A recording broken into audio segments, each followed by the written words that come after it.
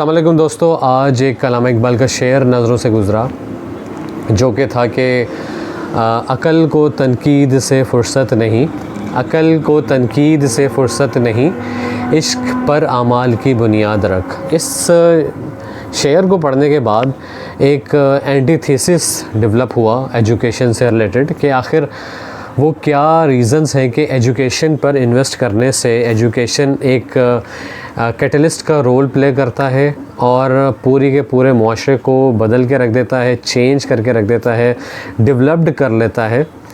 तो होता ये है कि जब एजुकेशन पर इन्वेस्ट किया जाता है तो ओवरऑल सोसाइटी में रैशनल अप्रोच डेवलप होती है।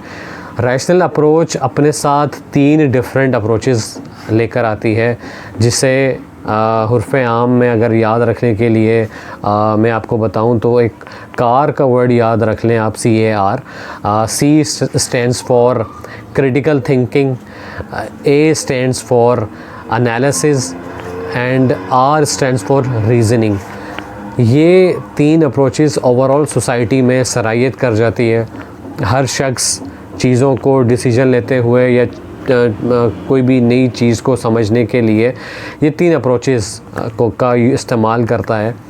और जब ये अप्रोचेस मुआशरे में सराहियत कर जाती है तो नेक्स्ट स्टेप आता है कि ओवरऑल सोसाइटी जो है वो क्रिटिकल हो जाती है, क्रिटिकल अप्रोच की तरफ चली जाती है, और जिसे उर्दू में अगर मैं कहूँ तो तनकीदी सोसाइटी डेवलप होती है। ये जो तनकीदी सोसाइटी है ये उस वक्त डेवलप होती है जब ओवरऑल माशरे में किसी चीज़ को समझने के लिए डिफरेंट ज़ाविये या विज़न का ब्रॉड होना वो एग्ज़िस्ट कर जाए। ओवरऑल सोसाइटी का जो विज़न है वो ब्रॉड हो जाए, वो किसी चीज़ को अंडरस्टैंड करने के लिए डिफरेंट एंगल्स से उनको चीज़ों को समझते हैं और उसे स्टडी करते हैं।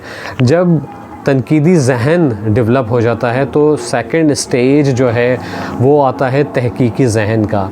तहकीक की तरफ, रिसर्च एंड डेवलपमेंट की तरफ ओवरऑल सोसाइटी चली जाती है। और जब रिसर्च एंड डेवलपमेंट की तरफ या तहकीकी जहन डेवलप हो जाता है तो ओवरऑल सोसाइटी तकलीद से निकल जाती है। ये जो ब्लाइंड फॉलोइंग है इससे निकल कर सेकंड स्टेज में चली जाती है। तनकीदी जहन तहकीकी जहन को डेवलप करता है, और जो तहकीकी जहन है वो आगे जाके तख्लीकी जहन को डेवलप करता है। और इस तरीके से ओवरऑल सोसाइटी वो डेवलप्ड होना स्टार्ट हो जाती है। और डेवलपमेंट की एक बड़ी सिंपल सी डेफिनेशन है कि अगर आपका आज आपके कल गुज़रे हुए कल से बेहतर है और इसमें पॉजिटिव चेंज आया है तो इसे डेवलपमेंट कहते हैं। तो ये जो अप्रोचेस हैं जो सोसाइटी अडॉप्ट करती है एजुकेशन के आने की वजह से, इसकी बुनियाद पे ओवरऑल सोसाइटी जो है वो डेवलप्ड या डेवलपमेंट की तरफ प्रोग्रेस कर जाती है और एक प्रोग्रेसिव सोसाइटी वो जन्म लेती है। तो इस तरीके से एजुकेशन बहुत इम्पोर्टेंट रोल प्ले करता है।